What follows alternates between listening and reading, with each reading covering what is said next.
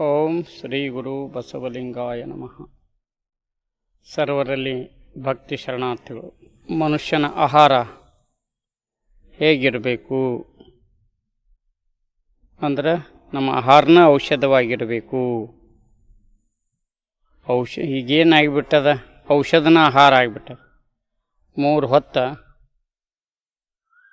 ಯಾವ್ಯಾವುದೋ ರೋಗಕ್ಕೆ ಶುಗರ್ ಐತಿ, 3 ಹೊತ್ತು ಇನ್ಸುಲಿನ್ನ, 3 ಹೊತ್ತು ಟ್ಯಾಬ್ಲೆಟು,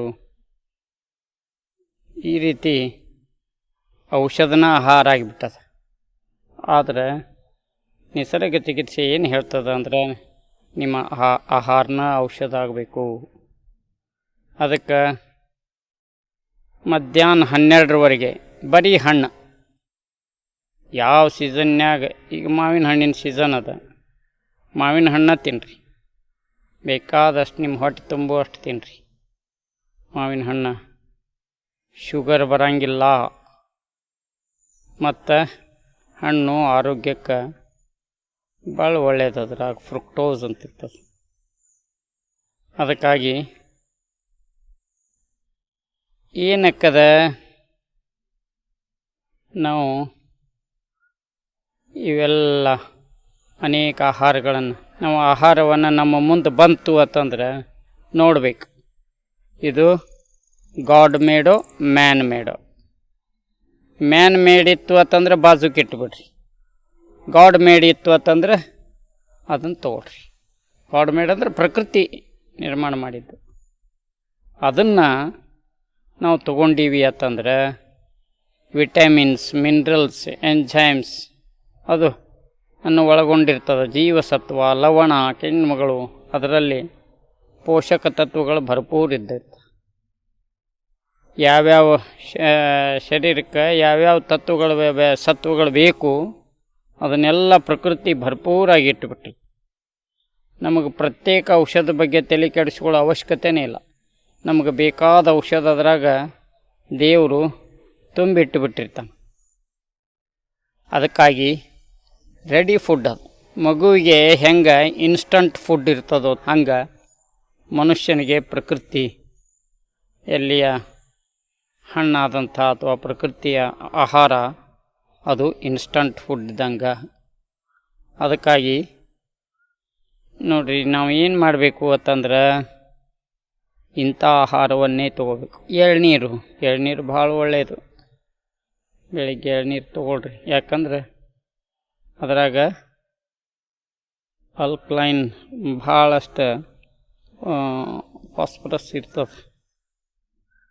ಅದಕ್ಕೆ ಅದನ್ನು ಎಳ್ನೀರತ್ತ ನಾವು ಕೋಕೋ ಕೋಲಾ, ಕೋಲ್ಡ್ ಡ್ರಿಂಕ್ಸ್ ಇವೆಲ್ಲ ತೊಗೊಂಡ್ರೆ ಏನಾಕ್ಕದ, ಅದು ಅವೆಲ್ಲ ನೋಡ್ರಿ, ಅದನ್ನು ಪ್ರಯೋಗ ಮಾಡಿ ನೋಡ್ಯಾರ. ಅದನ್ನು ಸ್ವಲ್ಪ ಬಾಯ್ಲ್ ಮಾಡಿಬಿಟ್ರೆ ಅದು ಏನಾಕ್ಕದ ಅಂದ್ರೆ ರೋಡ್ ಮಾಡು ಕೋಲ್ ಟಾರ್ ಆಗಿಬಿಡ್ತದೆ.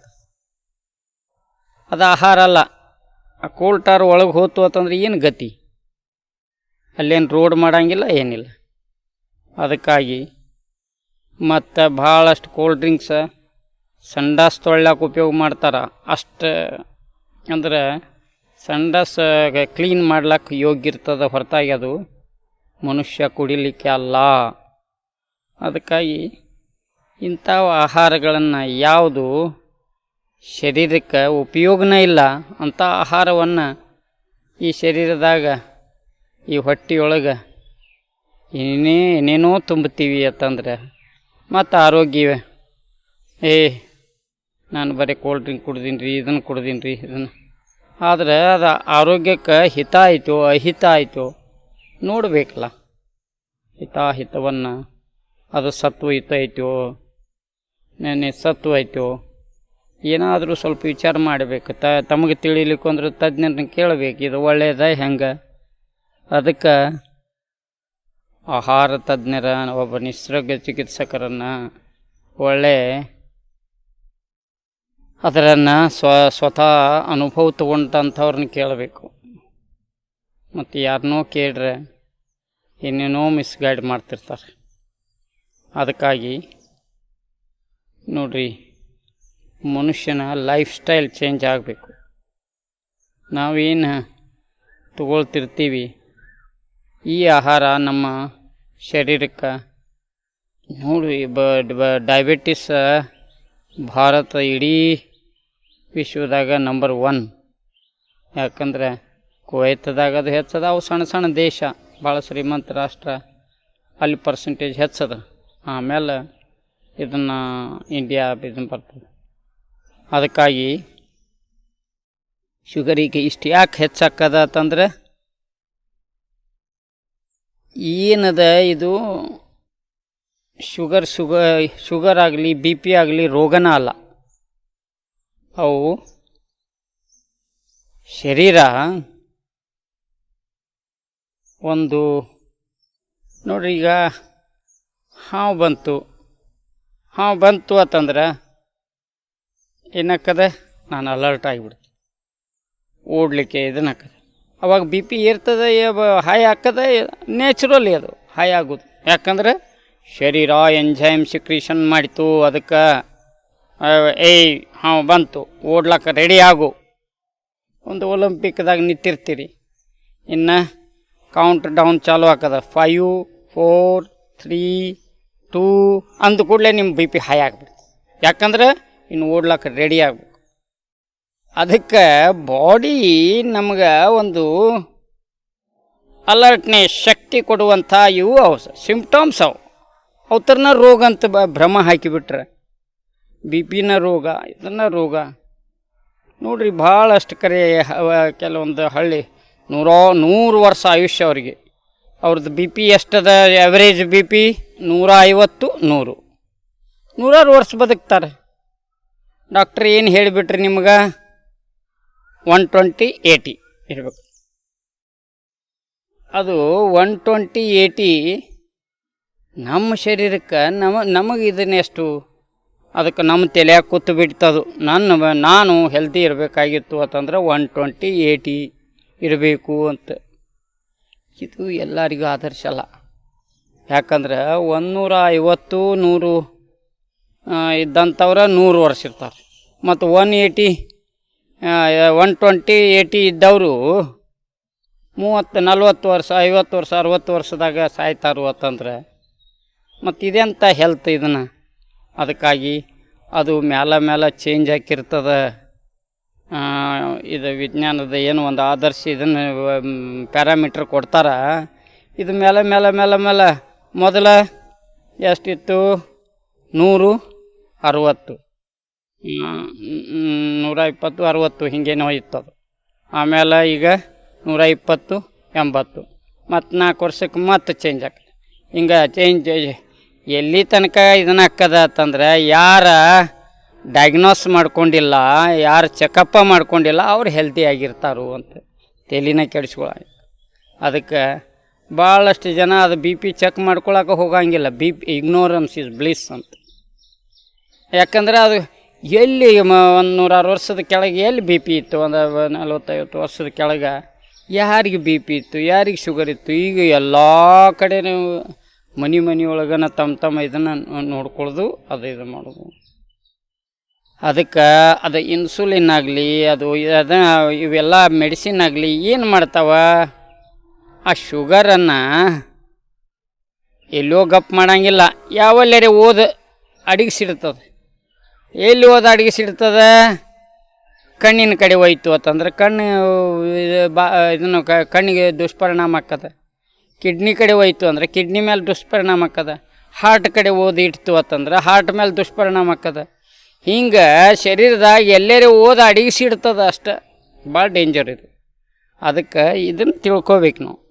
ಮೆಡಿಸಿನ್ ಏನು ಮಾಡ್ತದೆ, ಅದಕ್ಕೆ ಮೆಡಿಸಿನ್ ತೊಗೋಬೇಕೋ ಬೇಡೋ, ಔಷಧನ ತೊಗೋಬೇಕೋ ಬೇಡೋ, ಇದನ್ನು ನಾವು ವಿಚಾರ ಮಾಡಿದ್ದೀವಿ ಅಂತಂದ್ರೆ ನಾವು ಇನ್ನೂ ಸ್ವಲ್ಪ ಹೆಚ್ಚು ವರ್ಷ ಬದುಕಲಿಕ್ಕೆ ಸಾಧ್ಯದ.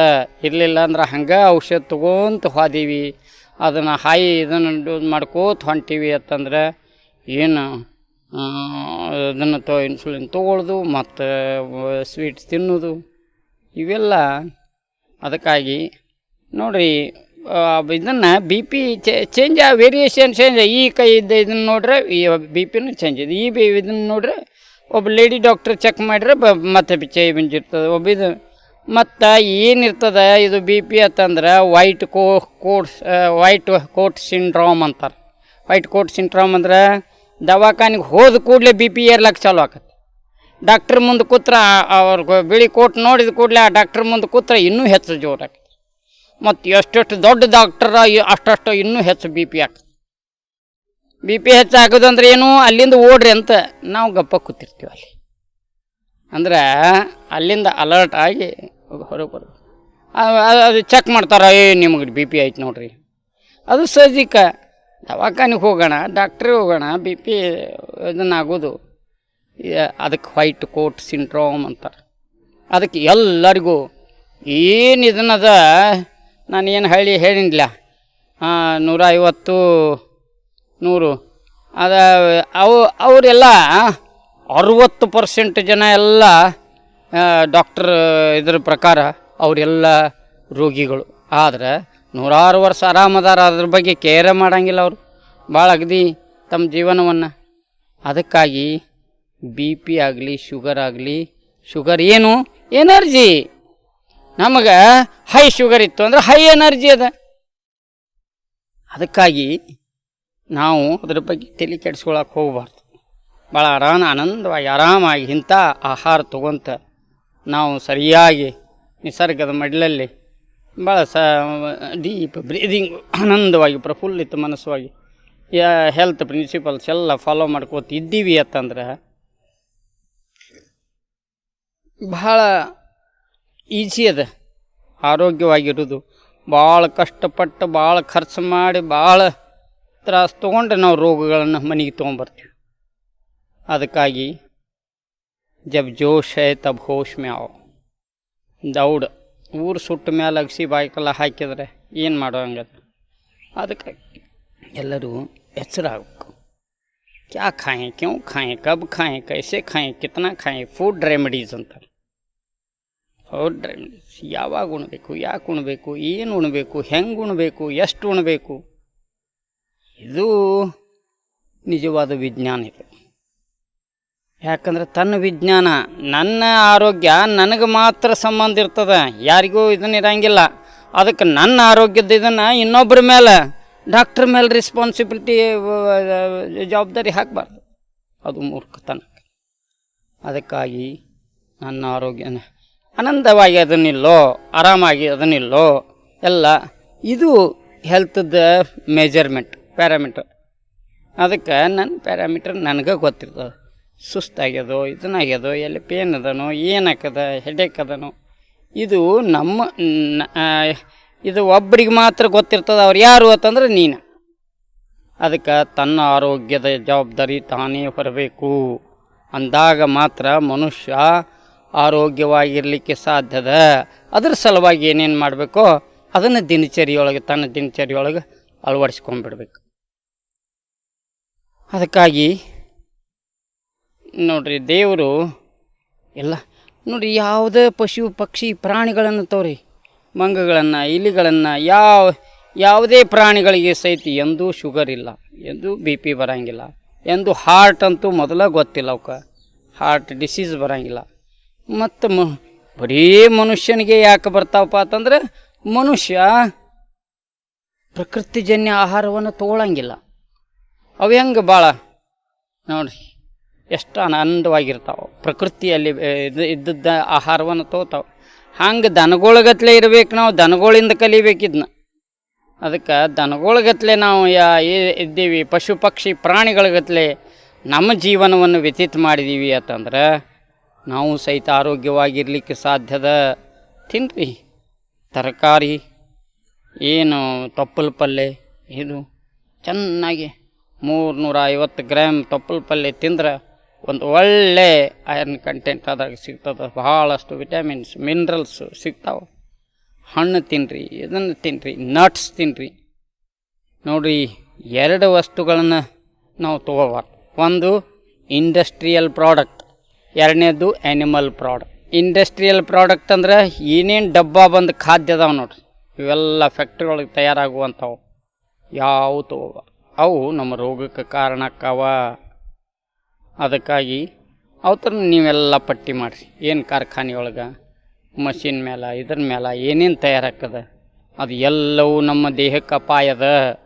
ಯಾಕಂದ್ರೆ ಎಲ್ಲ ಅದರಂದೇ ಸತ್ವವನ್ನು ತೆಗೆದ ಜೀರೋ ಕ್ಯಾಲರೀಸ್ ಡೆಡ್ ಇದನ್ನ ಇರ್ತದೆ. ಅದಕ್ಕೆ ಡಬ್ಬ ಬಂದಾಗಲಿ ಪಾಕೆಟ್ ಬಂದಾಗಲಿ. ಆಮೇಲೆ ಆ್ಯನಿಮಲ್ ಪ್ರಾಡಕ್ಟ್ ಅಂದ್ರೆ ಈವನ್ ಮಿಲ್ಕ್ ಆ್ಯಂಡ್ ಕರ್ಡ್, ಹಾಲು ಮೊಸರು ಸಹಿತ ನಮಗೆ ಅದು ಎದಕ್ಕೆ ಆಹಾರ? ಕರಿಗೆ ಆಹಾರ. ಆಕಳದ ಹಾಲು ಆಕಳ ಕರಿಗೆ ಆಹಾರ. ಆದರೆ ನಮಗಲ್ಲ. ಅದಕ್ಕಾಗಿ ನಾವು ಏನು ಮಾಡಬೇಕು ಅಂದರೆ ಇನ್ನು ನಟ್ಸ್ ಒಂದು 8-10 ಬಾದಾಮಿ ನೆನಾಕಿ ಅದನ್ನು ಚೆಂದಂಗೆ ಗ್ರೈಂಡ್ ಮಾಡಿ ಅದಕ್ಕೊಂದು 100-200 ಗ್ರಾಮ್ ಬಿಸಿನೀರು ಹಾಕಿ ಕಡ್ದು ಅದರ ಹಾಲು ಮಾಡಿ ಇನ್ನು ತೊಗೊಳ್ರಿ. ಶೇಂಗಾದ ಹಾಲು ತೊಗೊರಿ, ಸೋಯಾಬೀನ್ ಹಾಲು ತೊಗೊರಿ, ಹೆಸರಿನ ಹಾಲು ತೊಗೊಳ್ರಿ, ಅದರದ ಮೊಸರು ಮಜ್ಜಿಗೆ ಇದನ್ನು ತೊಗೊರಿ. ಆ್ಯನಿಮಲ್ ಪ್ರಾಡಕ್ಟ್ ಮತ್ತು ಇಂಡಸ್ಟ್ರಿಯಲ್ ಪ್ರಾಡಕ್ಟ್ಸ್ ನಾವು ತೊಗೊಳ್ಬಾರ್ದು. ಇವು ತೊಗೊಂಡೀವಿ ಅಂತಂದ್ರೆ ನಮ್ಮ ಶರೀರಕ್ಕೆ ಕೊಲೆಸ್ಟ್ರಾಲ ಇತ್ಯಾದಿ ರೋಗಗಳು ಚಾಲು ಆಕ್ಕಾವ. ಇವು ಉಳಿದು ಏನದ fruits, nuts, sprouts, green vegetables, green leaves, ಇವು ಏನು ಇದನ್ನದಾವ ನ್ಯಾಚುರಲ್ ಪ್ರಾಡಕ್ಟ್ ಪ್ರಕೃತಿಜನ್ಯ ಏನೇನದಾವ ಇವು ನಮಗೆ ಆರೋಗ್ಯದಾಯಕ ಆಹಾರಗಳು. ಅದಕ್ಕಾಗಿ ಇದನ್ನು ಮನುಷ್ಯ ಸ್ವಲ್ಪ ಪ್ರಯೋಗ ಮಾಡಿ ನೋಡ್ರಿ. ಬರೀ 3 ದಿವಸ ನೀವು ಈ ರೀತಿ ನಾವು ಹೇಳ್ದಂಗೆ ಆಹಾರ ತೊಗೊಂಡ್ರೆ ನೋಡ್ರಿ ನಿಮ್ಮ ಇದರಾಗ ಎಷ್ಟೊಂದು ಬದಲಾವಣೆ ಆಗ್ತದೆ. ಅದಕ್ಕೆ ನೀವು ಎಲ್ಲ ಔಷಧಗಳನ್ನು ನೀವೇನು ತೊಗೋತಾ ಇದ್ದೀರಿ ಈಗ ಎಲ್ಲ ಔಷಧ ಗುಳಿಗೆ ಇಂಜೆಕ್ಷನ್ನ ಎಲ್ಲ ಬಿಟ್ಟು ಆರಾಮಿರ್ಬೋದು. ಈ ಪ್ರಕೃತಿ ಆಹಾರ ಮೇಲನ ಎಲ್ಲ ಔಷಧಗಳನ್ನು ಬಿಟ್ಟು ಬರೀ ಈ ಔಷಧ ಏನು ಪರಮಾತ್ಮ ಕೊಟ್ಟ ಈ ಪಂಚಮಹಾಭೂತಗಳಿಂದ ಏನು ಸಂಸ್ಕರಿಸಲ್ಪಟ್ಟಂಥ ಇದು ಏನು ಅದ್ಭುತವಾದಂಥ ಸೃಷ್ಟಿ ನಮಗೇನು ರೆಡಿ ಫುಡ್ ಏನು ಕೊಟ್ಟದ ಅದ್ರಾಗ ನೋಡ್ರಿ ಬಿಸಿಲಿನಿಂದ ಹಣ್ಣು ಆಯಿತು ಅಂತಂದ್ರೆ ಅದಕ್ಕೆ ಕೆಂಪು ಬಣ್ಣ ಅಥವಾ ಹಳದಿ ಬಣ್ಣ ಬಂದು ಬಿಟ್ಟಿರ್ತದೆ. ಆ ಬಣ್ಣ ಎದರದಪ್ಪ ಸಂಕೇತಪ್ಪ ಅಂದ್ರೆ ಅದ್ರಾಗೆಲ್ಲ ಡಿ ವಿಟಮಿನ್ ತುಂಬಿಬಿಟ್ಟಿರ್ತದೆ. ಏನು ವಿಟಮಿನ್ ಮಿನರಲ್ಸ್ ಅದು ಏನೇನು ಹಳದಿ ಗಾಬ್ ಇರ್ತಾವೆ ಅದ್ರಾಗೆಲ್ಲ ಎ ವಿಟಮಿನ್ ಫುಲ್ ಇರ್ತದೆ. ಅದಕ್ಕೆ ಔಷಧದ ಭಂಡಾರನ ಏನು ಪೋಷಣೆಗಳ ಭಂಡಾರನ ಇರ್ತದೆ ಅದ್ರಾಗ.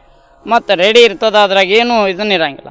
ಇಂಥದ್ದು ಇದನ್ನು ಬಿಟ್ಟ ಅದ್ಭುತವಾದಂಥ ಶಕ್ತಿದಾಯಕವಾದಂಥ ಚೈತನ್ಯ ಕೊಡುವಂಥ ನಮಗೆ ಒಂದು ಸ್ಫೂರ್ತಿಯನ್ನು ಕೊಡುವಂಥ ಏನು ಆಯು ಸತ್ವ ಬಲ ಆರೋಗ್ಯ ಪ್ರೀತಿ ವಿವರ್ಧನ ಅಂತ ಶ್ರೀಕೃಷ್ಣ ಹೇಳ್ತಾ ಇದೆ. ಇಂಥ ಸಾತ್ವಿಕ ಆಹಾರವನ್ನು ತಗೊಳ್ಳೋದು ಕಂದ ಮೂಲ ಫಲ ಅಂಕುರಿತ ಧಾನ್ಯ ಇಂಥ ಸಾತ್ವಿಕ ಆಹಾರವನ್ನು ರಸಯುಕ್ತವಾದಂಥ ಸ್ನಿಗ್ಧವಾದಂಥ ರಸ ಸ್ನಿಗ್ಧ ಸ್ಥಿರ ಹೃದಯ ಯಾವುದು ನಮಗೆ ತೃಪ್ತಿಯನ್ನು ಕೊಡ್ತದೆ, ಯಾವ ಸ್ವಾದಿಷ್ಟ ಇರ್ತದೆ ಮತ್ತು ನಮಗೆ ಲೈಕ್ ಹಾಕಿರ್ತದೆ, ನಮ್ಗೆ ಅತ್ಯಂತ ಪ್ರೀತಿ ತಿನ್ಲಾಕ ಪ್ರೀತಿ ಅನ್ನಿಸ್ತದೆ ನೋಡ್ರಿ. ಖಾರ ಉಪ್ಪು ತಿರ್ತೀರಿ, ಆ ಉಪ್ಪು ತಿಂದ ಮೇಲೆ ನೀರು ಕುಡಿಬೇಕಾಗ್ತದೆ. ನೀವು ಉಪ್ಪು ಉಪಯೋಗ ಮಾಡ್ಲಾಯ್ತೀರಿ ಅಂದ್ರೆ ಗುಳಿಗಿನೂ ಉಪಯೋಗ ಮಾಡಬೇಕಾಗ್ತದೆ. ಅದಕ್ಕೆ ನಮಕ್ ಖಾಯತೋ ಗೋಲಿ ಬಿ ಖಾನಾ ಪಡ್ತಾ ಹೈ. ಅದಕ್ಕೆ ನಿಸರ್ಗ ಚಿಕಿತ್ಸಾದಾಗ ಉಪ್ಪು ಸಕ್ರೆ ಬಿಳಿ ವಿಷಗಳು ಅಂತ. ಯಾಕಂದರೆ ಈ ಕ್ರಿಸ್ಟಲ್ ಸಾಲ್ಟ ಕ್ರಿಸ್ಟಲ್ ಶುಗರ ನಮ್ಮ ದೇಹಕ್ಕೆ ಅವಶ್ಯಕತೆನೇ ಇಲ್ಲ. 1 ತೊಲೆ ಉಪ್ಪು ಹೊರಗೆ ತರಬೇ ಶರೀರದಿಂದ ಹೊರಗೆ ತೆಗಿಬೇಕಾತಂದ್ರೆ 5 ಲೀಟ್ರ್ ನೀರು ಕುಡಿಬೇಕು.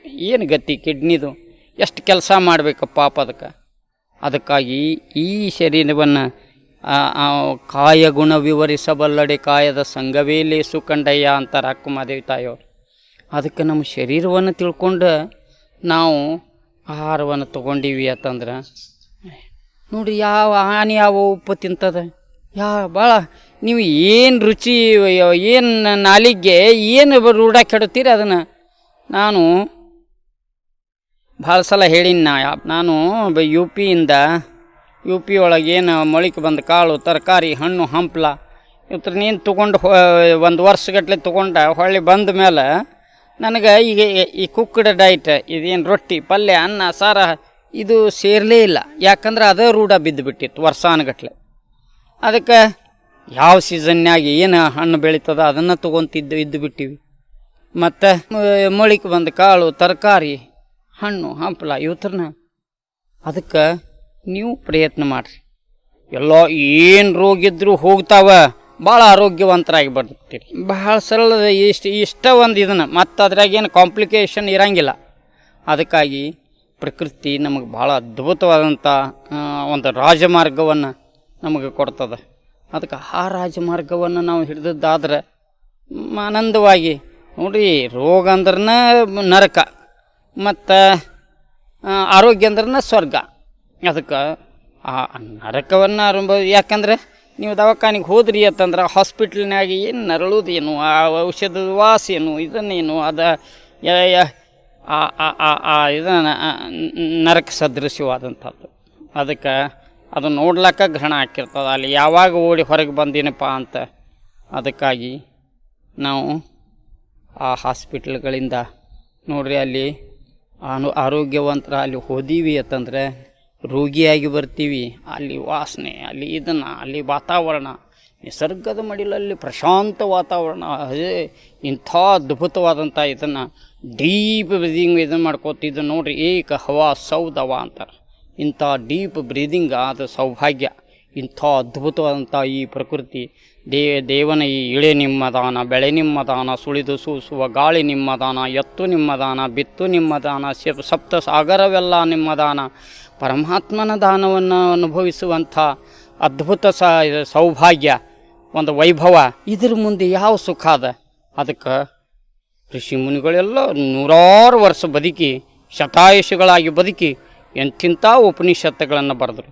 ಮತ್ತು ಎಲ್ಲ ನೋಡಿರಿ, ಯಾವ ಗಾಂಧೀಜಿಯವರು ಇದು ಶೇಂಗಾ ಕಾಳು ಇವು ಇಂಥವೆಲ್ಲ ಇಂಥವ ಸ್ವಲ್ಪ ಆಹಾರಗಳನ್ನು ಹಣ್ಣು ಹಂಪಲ ಇಂಥವ ತಗೋತಿದ್ರು.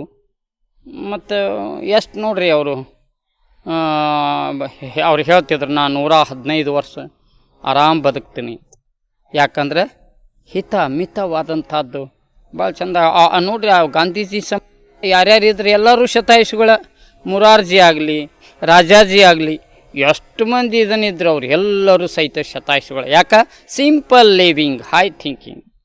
ಅದಕ್ಕೆ ನಾವು ಸಹಿತ ಅವ್ರ ಜೀವನವನ್ನು ನೋಡ್ರಿ, ಹಿರಿಯರನ್ನು ಮಹಾತ್ಮರು ಅಥವಾ ಹಿರಿಯರು ಒಳ್ಳೆಯವರು ನಡೆದ ದಾರಿಯಲ್ಲಿ ನಾವು ಹೋಗಬೇಕಂತ ಒಂದು ಸುಭಾಷಿತ ಬರ್ತದೆ. ಅದಕ್ಕೆ ನಾವು ಸಹಿತ ಅವರ ಜೀವನವನ್ನು ನೋಡಿ ಕಲಿಬೇಕು. ಯಾಕಪ್ಪ ಇವರು ದೀರ್ಘಾಯುಗಳಾಗಿ ಯಾಕೆ ಬದುಕಿರು, ಏನ ಇವರ ಆಹಾರ ವಿಹಾರ ಏನಪ್ಪ ಚಟುವಟಿಕೆ ಅಂಥೇಳಿ ನಮಗೂ ಸ್ವಲ್ಪ ಮನುಷ್ಯನಿಗೆ ದೇವರು ಮನುಷ್ಯನಿಗೆ ವಿಶೇಷವಾದ ಶಕ್ತಿಗಳನ್ನು ಕೊಟ್ಟಾನ, ವಿಚಾರ ಮಾಡುವಂಥ ಶಕ್ತಿ ಕೊಟ್ಟಾನ, ವಿವೇಕವನ್ನು ಕೊಟ್ಟಾನ. ಅದಕ್ಕಾಗಿ ನೋಡ್ರಿ, ಏನು ಒಂದು ಬಯೋಲಾಜಿಕಲ್ ಕ್ಲಾಕ್ ಅಥವಾ ಮನುಷ್ಯನಿಗೆ ಯಾವುದು ಹಿತ ಅಹಿತ ಅನ್ನೋದನ್ನು ನಾವೇ ನಿರ್ಣಯ ಮಾಡಬೇಕು. ಅದನ್ನು ಚಿಂತನೆಯಿಂದ ಶರಣರು, ಸಂತರು, ಮಹಾತ್ಮರು, ದಾಸರು, ಋಷಿಮುನಿಗಳು, ಗಾಂಧೀಜಿಯವರು ಅದನ್ನೆಲ್ಲ ನಡೆದು ಹೋಗ್ಯಾರ ಮತ್ತು ಅದನ್ನೆಲ್ಲ ಬರೆದು ಇಟ್ಟು ಹೋಗ್ಯಾರ. ಯೋಗಕ್ಕದ. ಅದಕ್ಕೆ ನಾವು ಸಹಿತ ಅದೇ ಮಾರ್ಗದಲ್ಲಿ ನಡೆಯೋಣ ಮತ್ತು ನಿಸರ್ಗಕ್ಕೆ ಹೊಂದಾಣಿಕೆಯಾಗಿ ಪ್ರಕೃತಿಯ ಮಡಿಲಲ್ಲಿ, ಪ್ರಕೃತಿಯ ಮಧ್ಯದಲ್ಲಿ, ಪ್ರಕೃತಿಯಿಂದ ಚೈತನ್ಯದ ಈ ಪ್ರಾಣಶಕ್ತಿಯನ್ನು ತಗೊಂಡ ನಾವು ಸಹಿತ ಚೈತನ್ಯಯುಕ್ತವಾಗಿ ಮಂದಿಗೆ ಆದರ್ಶ ಆಗಿ ಸಮಾಜಮುಖಿಯಾಗಿ ಪ್ರಕೃತಿಗೆ ಅನುಗುಣವಾಗಿ ನಾವು ವಿಶ್ವಮಾನವರಾಗಿ ಬಾಳೋಣ ಅಂತ ಹೇಳೋದೇ ಮುಖ್ಯ ಉದ್ದೇಶ. ಶರಣು ಶರಣಾರ್ಥಿ.